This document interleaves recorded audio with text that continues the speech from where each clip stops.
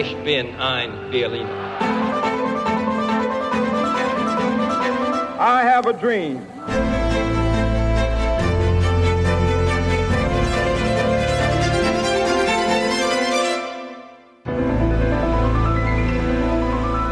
Olá, bem-vindos a mais um episódio de A História Repete, com Henrique Monteiro. Olá, Henrique. Olá, Lourenço. E comigo, Lourenço Pereira Coutinho. Hoje vamos falar sobre a Segunda Guerra Mundial na Ásia e no Pacífico, que teve início a 7 de dezembro de 1941, o ataque dos japoneses à base naval norte-americana de Pearl Harbor, no Havaí, e terminou a 2 de setembro de 1945. Passam por estes dias 80 anos, com a capitulação incondicional do Japão, assinada ao largo de Tóquio, a bordo do couraçado norte-americano Missouri e perante o general MacArthur. Para tal, e tal como combinado em abril, quando falámos da fase final da Segunda Guerra Mundial na Europa, convidámos de novo o jornalista Rui Cardoso, um estudioso da história militar desta época. Olá, Rui. Bem-vindo, é um gosto receber-te de novo no programa. Olá. Se gosta de ouvir podcasts, conheça a oferta que o Expresso tem para si. Da política à economia, ciência e cultura, passando pelo desporto. Entrevistas marcantes, análises e perspectivas que fazem a diferença. Ouça em expresso.pt e nas principais plataformas de podcast. Expresso. Liberdade para pensar. Antes de iniciarmos a conversa, espaço para uma contextualização do percurso do Japão até 1941 e ao ataque a Pearl Harbor, que desencadeou a guerra no Pacífico. Como já referido em episódios anteriores, o Japão sofreu, a partir da década de 1860, uma profunda transformação que o aproximou rapidamente dos padrões civilizacionais e económicos do Ocidente. No início do século XX, o Japão já era uma potência industrial e estava a caminho de tornar-se numa potência militar. Em 1905, a sua esquadra alcançou uma surpreendente vitória sobre a esquadra russa e, 5 anos depois, em 1910, o Japão iniciou a sua fase expansionista, anexando a Coreia. A ambição de se tornar a grande potência asiática, aproveitando também a debilidade da China pós-imperial, motivou o Japão a entrar na Primeira Guerra Mundial ao lado dos aliados. Contudo, durante a Conferência de Paz de Versalhes, que pôs fim a este terrível conflito, o Japão sentiu-se desconsiderado pelas potências ocidentais vitoriosas. Tal como foi o caso da Alemanha e de Itália, o ressentimento do Japão contra França, Reino Unido e Estados Unidos data, pois, do fim da Primeira Guerra Mundial.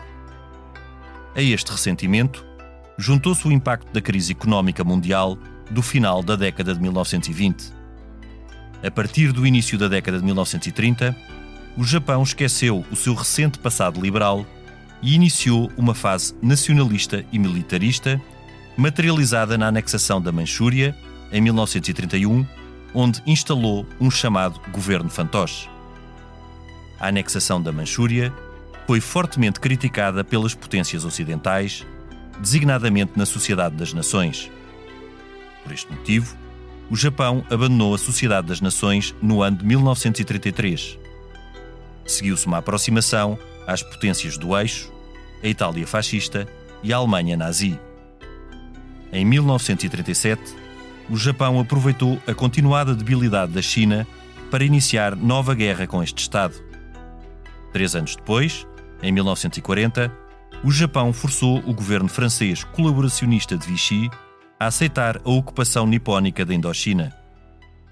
A Segunda Guerra Mundial era, pois, vista pelo Japão como uma oportunidade para se tornar na potência hegemónica na Ásia. A assinatura de um pacto de não agressão com o URSS, a 14 de abril de 1941, ofereceu ao Japão a via aberta que ambicionava para lançar um ataque decisivo à China. Contudo, os objetivos do Japão não se limitavam ao controle da China. A 27 de setembro de 1941, o governo do Japão assinou uma aliança militar com a Alemanha e a Itália.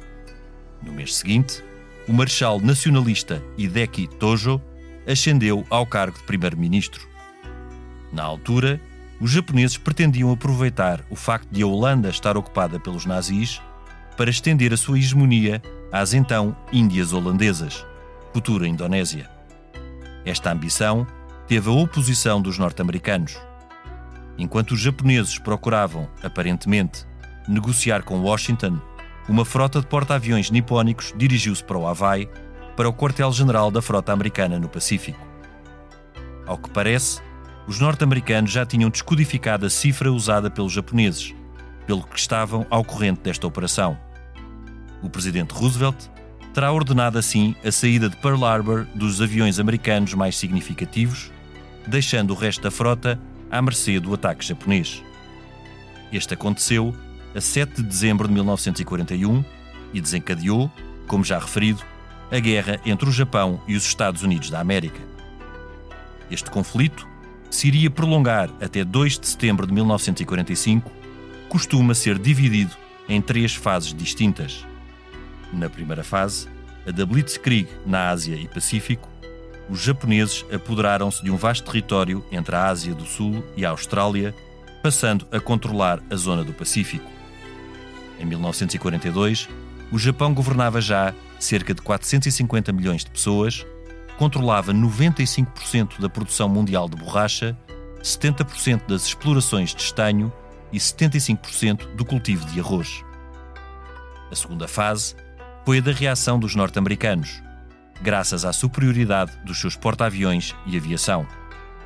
Liderados pelo general MacArthur, os norte-americanos avançaram de ilha em ilha, onde enfrentaram sempre uma resistência tenaz dos japoneses, até chegarem às linhas atrasadas dos nipónicos, as ilhas de Yojishima e Okinawa, em março e abril de 1945.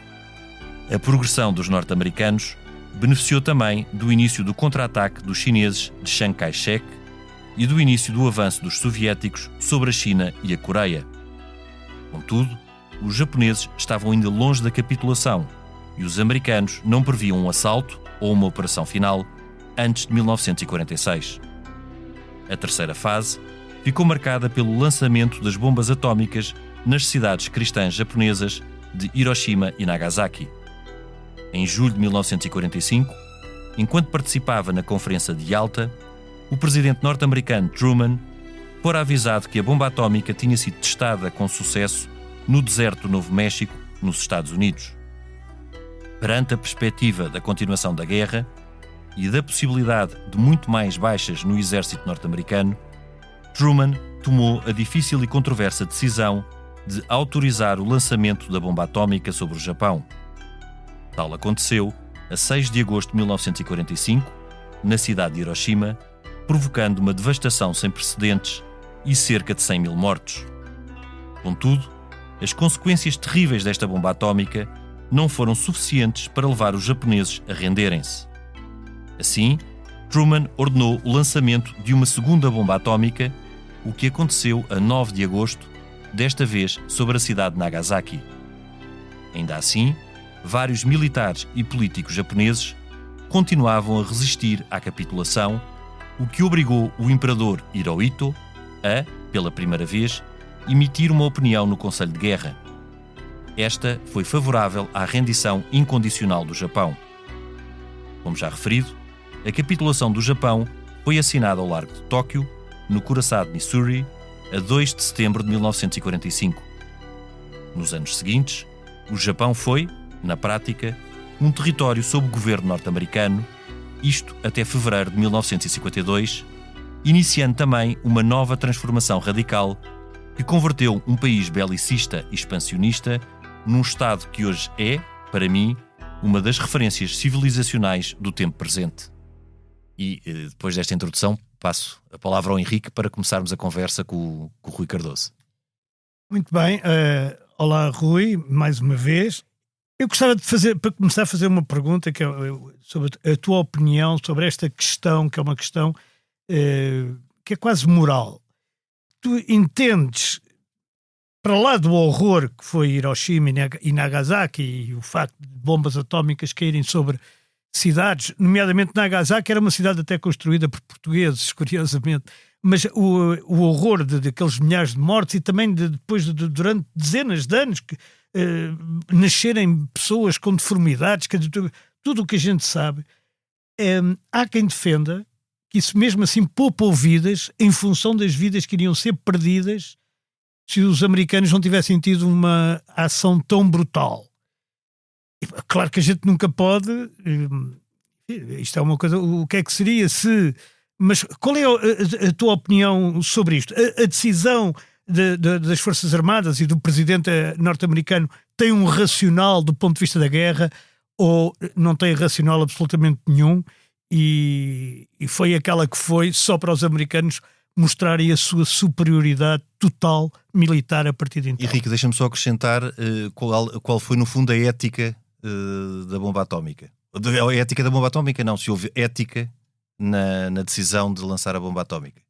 É daquelas questões que nós discutiremos até ao fim dos tempos. Agora, há uma coisa que é importante, que é, primeiro, fazendo uma análise macabra, efetivamente os bombardeamentos convencionais sobre Tóquio feitos pelos B-29 americanos, nomeadamente utilizando bombas incendiárias contra uma cidade, uma área urbana que tinha bastante construção em madeira, foram, do ponto de vista das vítimas imediatas, iguais ou maiores. Quer dizer, a grande noite de ataques aéreos a Tóquio em março de 1945 saldou-se por qualquer coisa como 100 mil mortes diretos.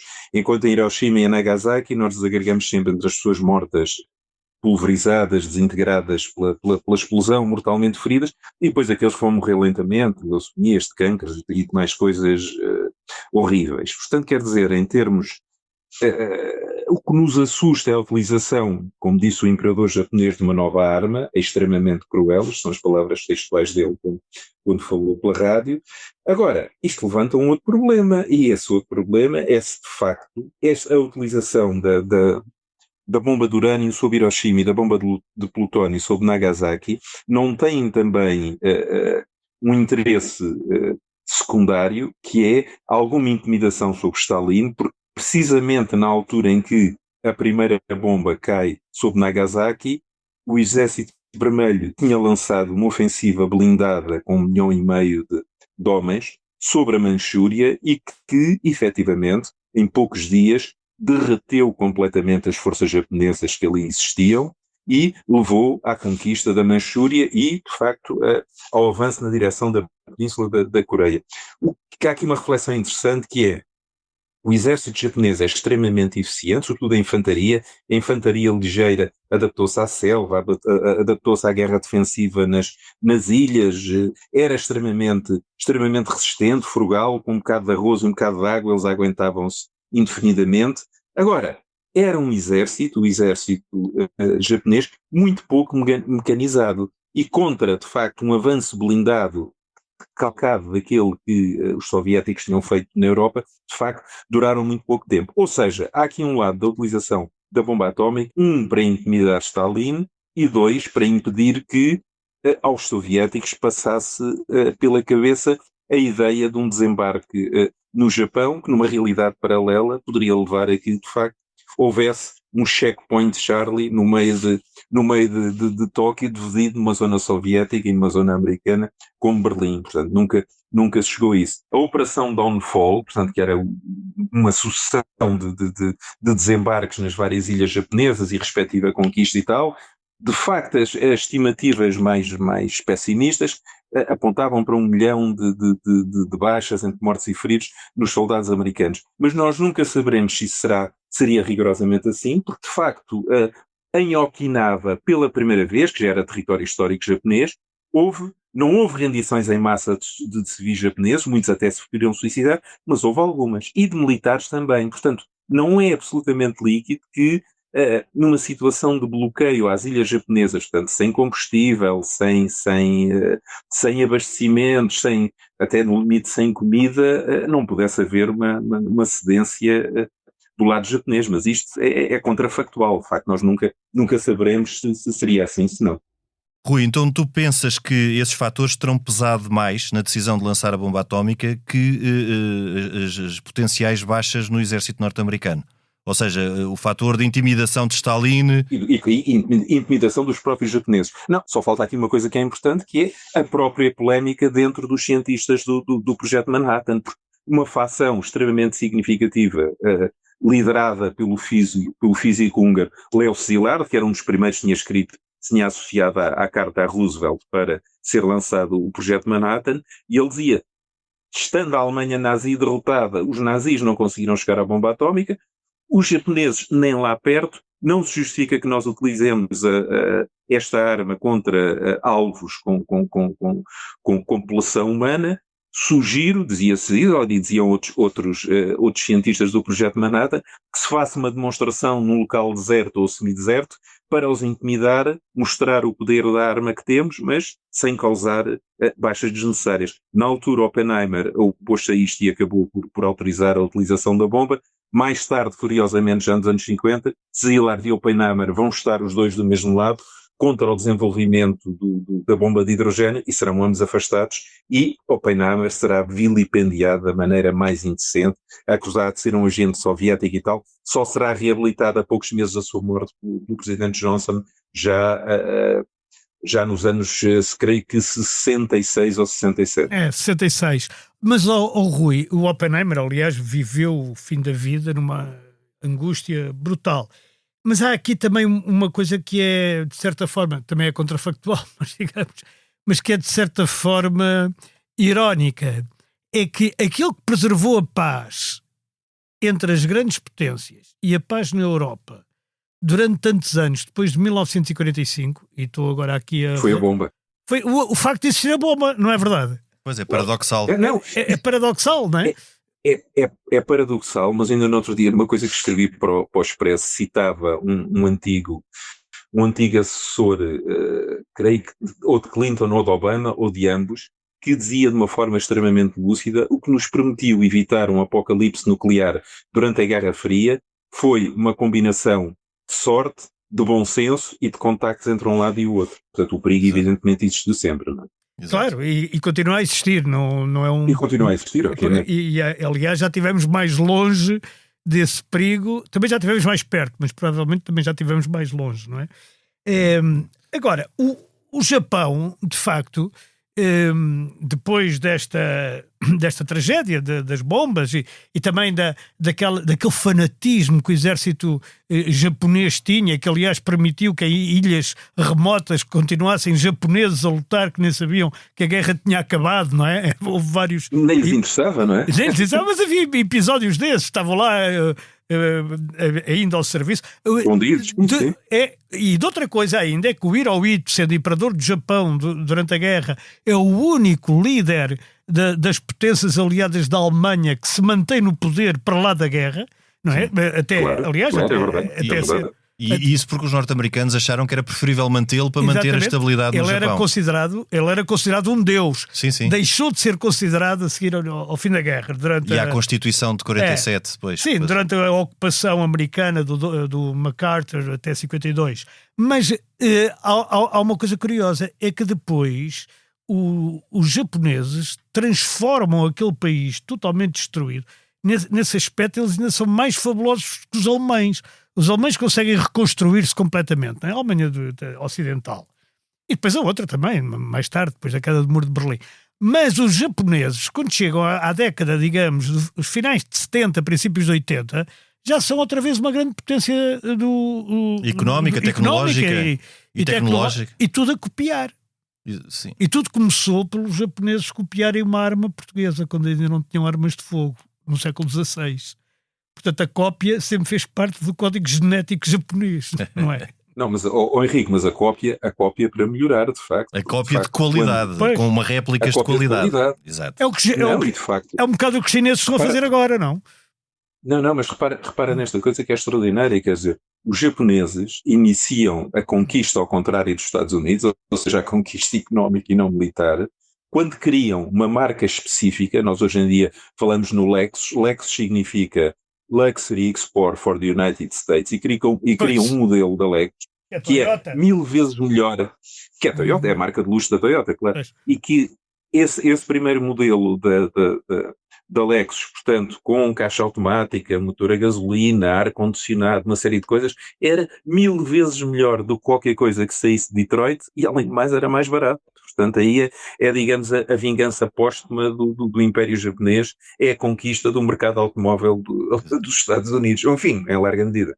Rui, voltando só um bocadinho para trás, há aqui um aspecto interessante, até nos objetivos japoneses, quando iniciaram a guerra, porque nesta zona da Ásia-Pacífico, tal como eu referi por alto na introdução, nós, em 1941, tínhamos uma China que vinha de uma longa crise e enfraquecida.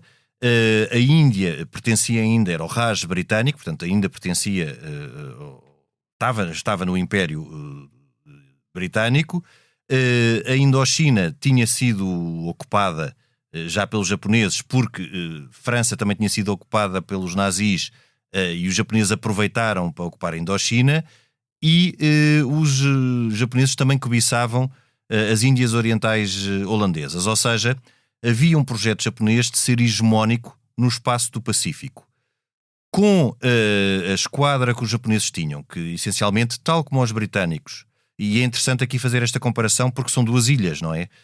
Temos a ilha britânica que funda o seu poder essencialmente na sua armada, na Royal Navy, e os japoneses que também baseiam o seu poder na sua armada bastante poderosa. Achas que era possível, com a armada que os japoneses tinham em 1941, esse projeto ser vencedor? Um projeto de hegemonia em todo o Pacífico e na Ásia, naquela vastíssima área, tirando a Austrália, claro, mas em toda esta vastíssima área do Pacífico? Vamos lá ver, há sempre aquela metáfora de ter mais olhos do que barriga, e se nós olharmos para a imensidão que é o Pacífico e todas aquelas ilhas, percebemos que sofre uma combinação de competência militar, de sorte e de completo desastre do lado contrário, nomeadamente dos holandeses na atual Indonésia, dos próprios americanos nas Filipinas e mesmo em Pearl Harbor, como foi dito. Portanto, só graças a uma combinação de uma série de fatores é que, efetivamente, o Japão chegou tão longe. Mas a questão é que o Japão, para chegar a Pearl Harbor, teve que projetar forças a uma distância absolutamente tremenda. Sim, tremenda. Exatamente, e correndo o risco, de facto, de ser atacado. E, aliás, há ali uma coisa, há ali um episódio que é, do ponto de vista da guerra psicológica, portanto, daquelas coisas que o Sun Tzu falou há não sei quantos milhares de anos, que é quando os americanos fazem uma operação que, do ponto de vista militar, não tem consequências nenhumas, mas do ponto de vista psicológico é tremendo, que é o ataque dos bombardeiros lançados de porta-aviões do Coronel Doolittle sobre Tóquio, não é? Aliás, há um filme famoso daqueles da propaganda americana do tempo da guerra, que se chama 3 minutos sobre Tóquio, que foi exatamente o tempo que eles passaram lá e depois seguiram para tentar chegar à costa da China, mas isso pregou um susto monumental aos japoneses e vai levá-los a cometer um erro tremendo, que é tentar repetir o Pearl Harbor na ilha de Midway. Midway quer dizer exatamente isso, fica a meio caminho, entre os Estados Unidos e o Japão, e aí os americanos já estão de facto a pau com a escrita, beneficiam da descodificação das comunicações inimigas, beneficiam os próprios também do fator sorte, e Midway é de facto o ponto de viragem da Guerra do Pacífico. A partir daí apenas restava ao Império Japonês jogar à defesa, mas um jogar à defesa em que ia recuando cada vez mais para a fortaleza sitiada. Portanto, é um bocadinho como na Alemanha nazi, quer dizer, é o Gotha da Amrung, não é? O crepúsculo dos deuses, os heróis cercados no seu reduto, cada vez mais apertados pelo inimigo, não é? Aliás, o paralelo com a Alemanha também é interessante, porque esta é uma aliança em que é quase uma repartição do mundo, quase mal comparado, um novo Tratado de Tordesilhas. Tu, Alemanha, tens projetos megalómanos para o Ocidente e sobretudo para a Europa, de hegemonia nesse espaço. Eu, Japão, tenho um projeto megalómano de hegemonia no espaço oriental. Portanto, é quase uma divisão e uma repartição do mundo em dois, com a Alemanha a ficar a controlar o Ocidente e com o Japão a ficar a controlar o Oriente. Isto é megalomania, claro. Mas de facto passou pela cabeça dos japoneses.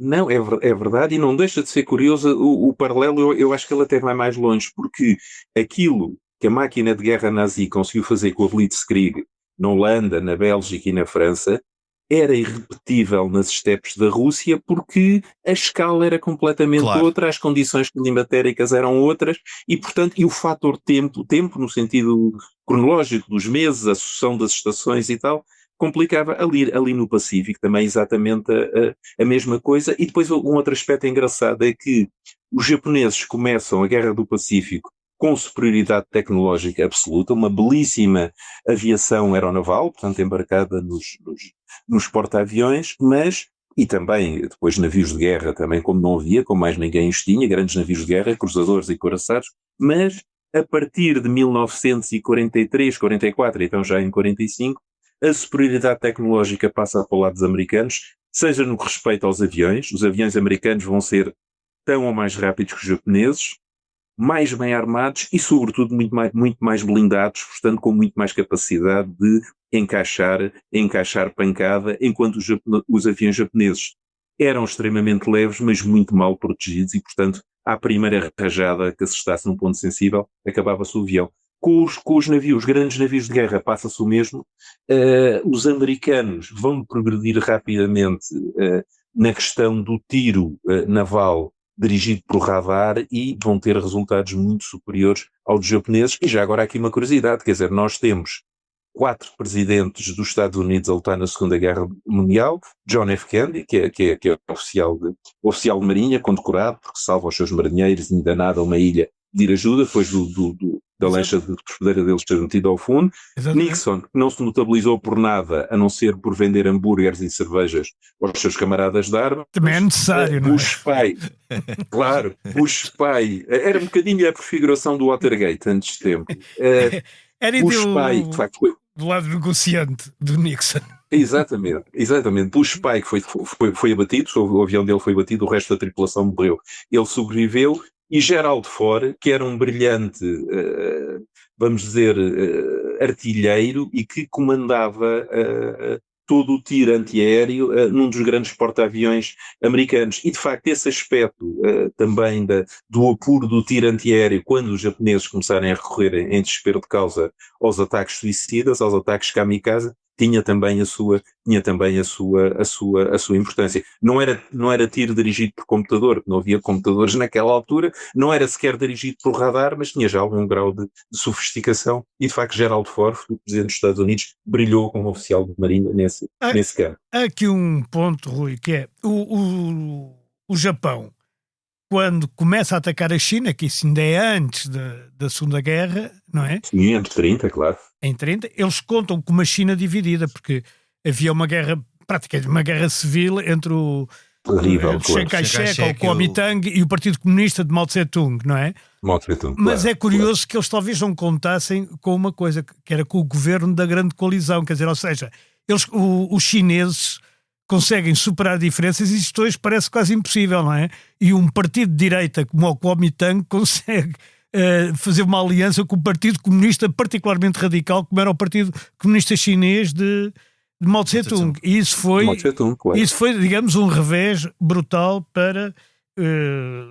o Japão, porque começou a ter, enfim, a China não é que fosse muito sofisticada em termos de armamento, mas é muito sofisticada em termos de material de pessoas, não é? Tem gente que nunca mais acaba e continua a ter e, portanto, conseguia resistir bastante, embora tenha partido a Manchúria e eles tenham lá colocado o último imperador como uma espécie de fantoche. Como o Bertolucci foi que filmou. Exatamente. Nesse filme, aliás, o último imperador. Chama-se mesmo o último, e é um filme magnífico, independentemente do que se queira. Além de ser histórico, de ser a realidade histórica. Claro. Há outro aspecto que eu gostava também de comentar, que era Portugal foi neutral na Segunda Guerra, mas no entanto teve os alemães em Timor. E os alemães não, desculpa, os japoneses em Timor.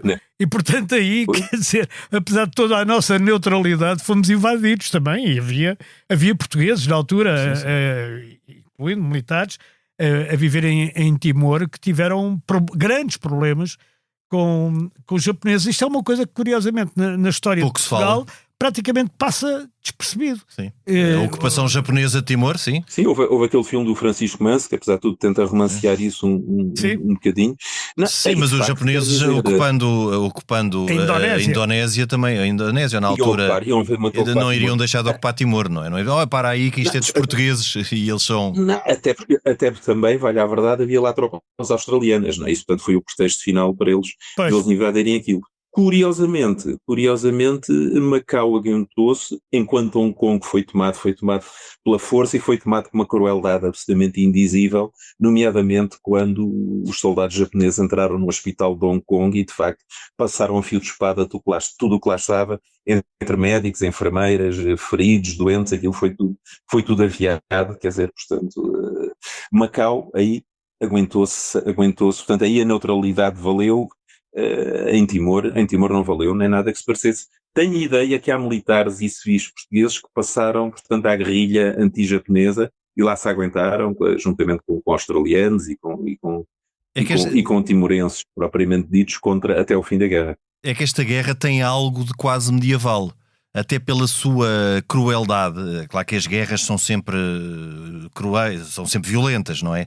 Mas esta guerra, não só pela resistência tenaz dos japoneses, como pela forma como combatiam, como até depois para a forma como reagiam perante a derrota, com os harakiris e mesmo com os pilotos kamikazes. Sim, isso é a parte do desespero, é o kamikaze, não é? E há aqui também uma componente cultural, portanto, da própria, que estava entranhada na cultura do Japão. O harakiri era ritual, não é? E os kamikaze também existiam, a que os ocidentais não estavam habituados e que também, não com certeza, não percebiam e que os terá surpreendido. Queres comentar também todo esse lado bastante tenaz e bastante quase sacrificial da parte japonesa nesta guerra? É curioso, eu distinguiria duas coisas diferentes. Quando nós, por exemplo, usamos na imprensa, por exemplo, falando da guerra da Ucrânia, falamos na expressão drones kamikaze, os japoneses ficam completamente furiosos. Claro, porque eles acrescentam uma noção de, digamos, espiritualidade, de sacrifício em nome de um bem maior ao piloto que agarra no avião, sabe que não vai voltar, não é? E, portanto, se vai sacrificar para tentar causar o máximo dano ao inimigo.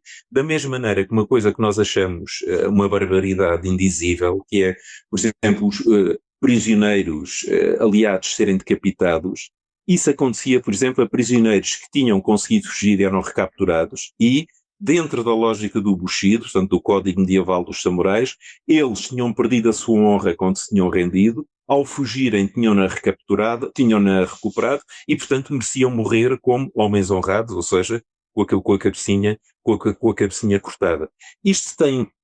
Há este lado de facto espiritual, da honra, do sacrifício em nome do bem maior e tal, e depois há um lado que é absolutamente sinistro, que é o tratamento dos prisioneiros de guerra, que tem a ver com aquilo que, por exemplo, foi passado ao cinema com o filme A Ponto do Rio Kwai, que é os maus tratos inenarráveis aos prisioneiros aliados, australianos, britânicos, americanos, holandeses, etc., para construir a linha de caminho de ferro através lá das florestas da Birmânia. O que é extraordinário, isto é que é uma coisa que eu acho de facto fora de tudo, é hoje em dia nas excursões japonesas para ver essa linha de caminho de ferro que foi feita sobre o sangue e os ossos de milhares de prisioneiros aliados, aquilo é apresentado como um feito da engenharia japonesa. Mais nada. Portanto, os desgraçados foram mortos em circunstâncias atrozes, mortos à fome, mortos com torturas. Essa parte, de facto, apesar do Japão ter passado ao pacifismo, ser hoje em dia um país civilizado e sofisticado e não sei o quê, há aqui umas partes de ajuste de conta com o passado que não foram feitas e nesse aspecto os alemães foram um bocado mais longe do que eles. Pois. Também há aqui uma componente de ressentimento do Japão, não só depois da Primeira Guerra Mundial, a forma como foram tratados, como a seguir à Segunda Guerra Mundial, no tempo em que foram governados pelos norte-americanos, as coisas também não correram a 100%, não correram sempre bem. Aquele tempo de ocupação, que ainda foram 7 anos, por um lado houve sintonia até na área tecnológica e em algumas áreas do saber, mas houve um grande choque cultural. entre os norte-americanos e os japoneses durante esse tempo, tanto que depois, quando os norte-americanos saem em 1952, não saem completamente a bem. Bem, mas os americanos, e sabe-se, não é? Em todos os sítios onde chegaram, tinham duas armas, digamos, culturais fenomenais, que era a pastilha elástica, as meias de seda e depois há mais alguma coisa que agora não vamos aqui falar, mas que tem a ver com bordéis. E o próprio jazz, Bem, mas também. A música, digamos que o cinema, o jazz e o cinema podemos pôr no prato da balança Positiva, claro. Agora, quer dizer, a pastilha elástica, as meias de seda e os bordéis, aquilo foi por todo o Japão e aquilo causou reações, e não foi só no Japão, não é? Porque claro. noutras zonas, por exemplo, nas Filipinas, que ficou para os Estados Unidos a seguir à guerra hispano-americana, não é? Sim, Em Cuba, 1898, em Cuba, sim. quer dizer, em todos esses sítios, os americanos inundaram aquilo daquela uma espécie de Chicago para pior, não é? É a lógica do casino. É a lógica do casino. Embora a lógica do casino seja mais tarde, é de Las Vegas, é muito mais tarde. Mas já era um bocado esse tipo de vida, não é?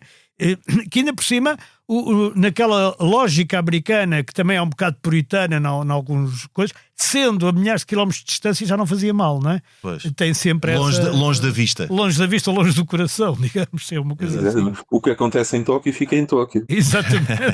E É depois, como em Vegas. E depois há aqui também um aspecto interessante. Por um lado, o choque com os norte-americanos. Por outro, o grande paralelo entre alemães e japoneses que não se encontraram. Eles dividiram esferas de influência, quase que dividiram o mundo a meio. Foi um bocadinho quase um novo Tratado de Tordesilhas. E é interessante porque tanto japoneses como alemães tiveram ressentimento da Paz de Versalhes.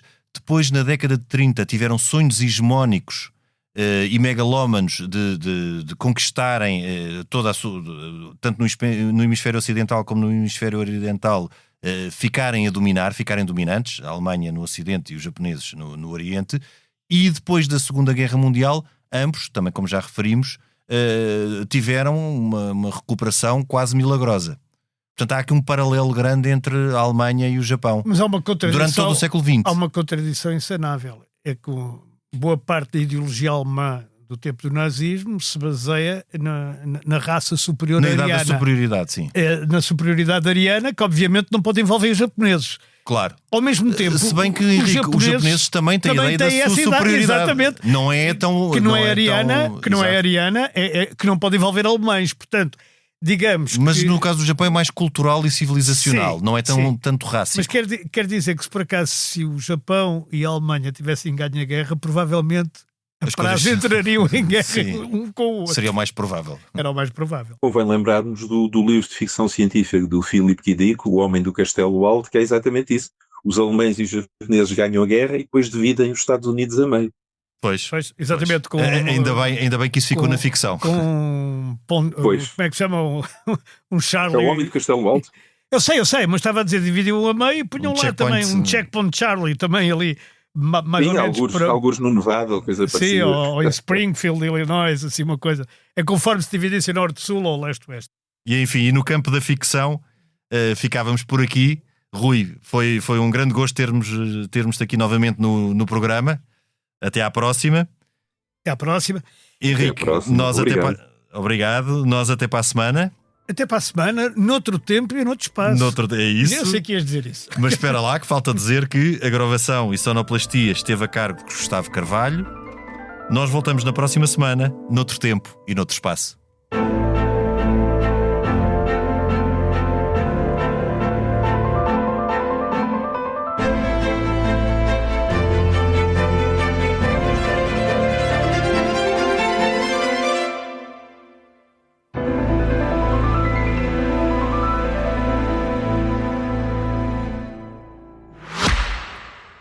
Se gosta de ouvir podcasts, conheça a oferta que o Expresso tem para si.